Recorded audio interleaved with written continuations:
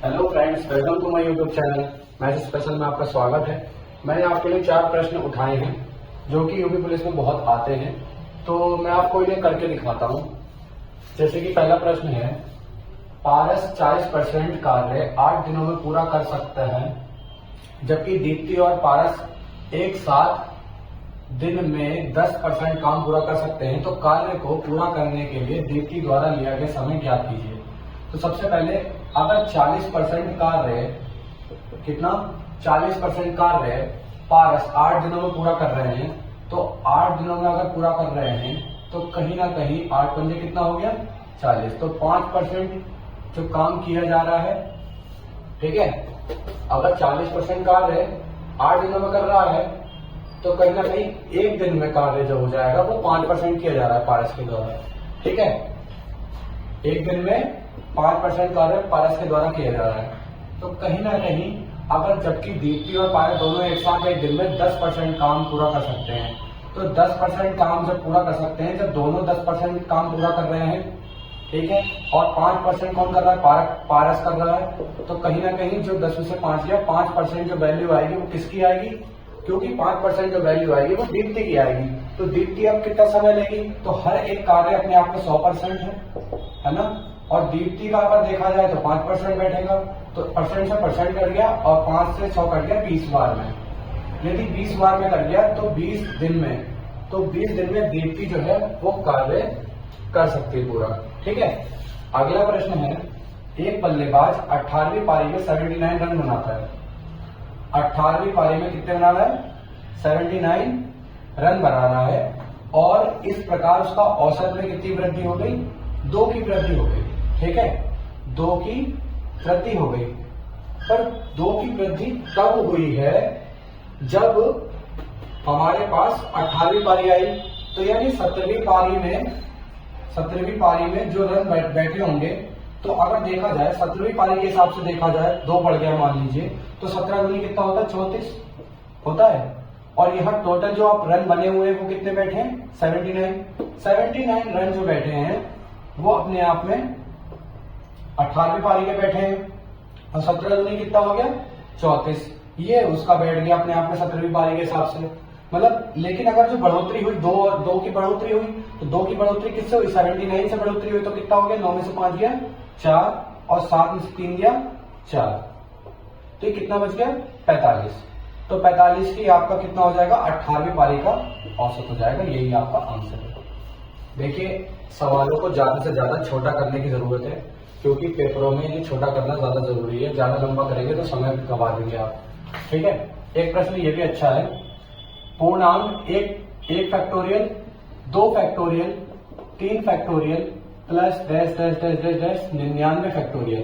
तो कहने का मतलब है, उसमें पूछ रहा है कि इकाई के स्थान पर कौन सा अंक है। अगर इकाई के स्थान पर अंक पूछा जाए जब भी, तो पहले एक बात सोच के देखिए, अगर हम 1 फैक्टोरियल करेंगे तो अपने आप में 1 ही आएगा, पर 2 फैक्टोरियल करेंगे तो 2 फैक्टोरियल कितना बनेगा, 2 गुणा 1 है ना, तो 2 गुणा 1 कितना बैठेगा 2, और 3 फैक्टोरियल निकालेंगे कितना बैठेगा, 3 फैक्टोरियल अपने आप में 3 गुणा 2 गुणा 1 बैठेगा, तो कितना होगा 6। और अगर हम 4 फैक्टोरियल निकालेंगे तो अपने आप में क्या होगा, 4 गुणा 3 गुणा 2 गुणा 1, 4 3 12 12 दूनी 24, तो 24 ही हो गया।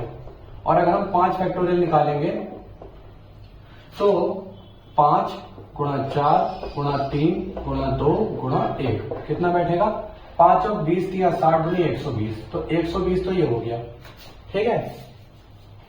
अभी मैं एक चीज को सोच के देखूं कि अगर मान लीजिए 6 फैक्टोरियल है, तो 6 फैक्टोरियल में 6 5 4 3 2 1 बैठेगा, ऐसे करके।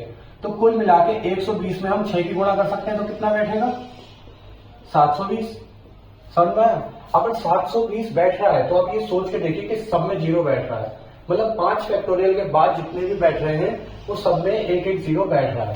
अगर सभी में 0 हो रहा है तो इसका ये मतलब हो गया, अभी मान लीजिए ये 1 है तो यहाँ 2 होगा, फिर यहाँ पहले 1 फैक्टोरियल का 1 होगा, 2 फैक्टोरियल का 2 बनेगा, 3 फैक्टोरियल का 6 बनेगा, और 4 फैक्टोरियल का जैसा कि मैंने निकाला 24 बनेगा, और 5 फैक्टोरियल का 120 बनेगा।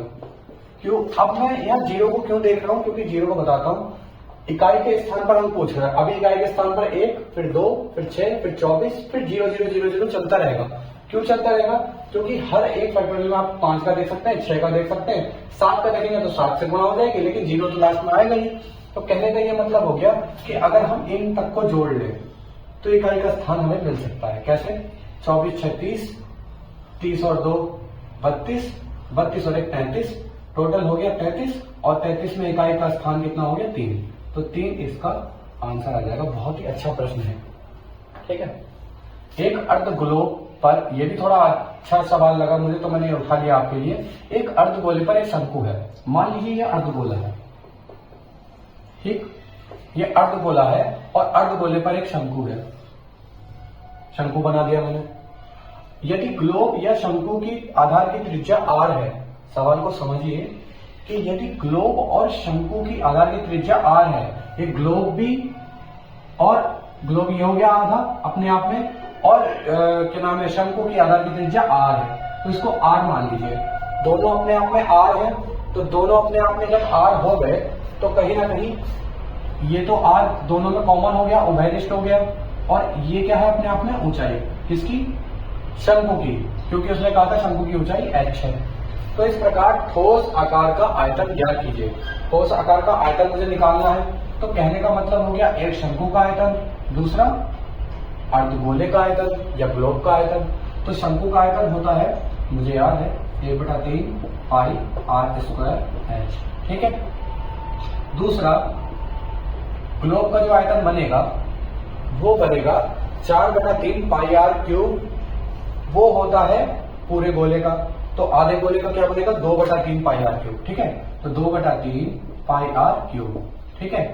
तो कहने का मतलब है यहाँ पे 1/3 कॉमन आ रहा है, और यहाँ पे पाई कॉमन आ रहा है, और यहाँ पे r² कॉमन आ रहा है। उसके बाद मैंने अगर ये कॉमन ले लिया तो आप खुद सोच के देखिए, 1/3 पाई r², 1/3 पाई r², यहाँ सिर्फ h बचेगा, और यहाँ पे सिर्फ 2 बचेगा, और यहाँ पे r³ था तो एक r ले लिया, एक r बचेगा, तो h+2r। तो कहने का मतलब है या तो ये आंसर छोड़ दीजिए, ये भी अपने आप में ठीक है, ये इसे ऐसे लिख दीजिए π/3 r² h+2r, ये आपका आंसर है, ठीक है। बहुत अच्छे अच्छे प्रश्न मैंने आपको कराए हैं। आप मेरे चैनल से जुड़ सकते हैं। मैथ्स स्पेशल में आपको कोई भी प्रॉब्लम पड़े तो आप मुझसे पूछ सकते हैं, ठीक है।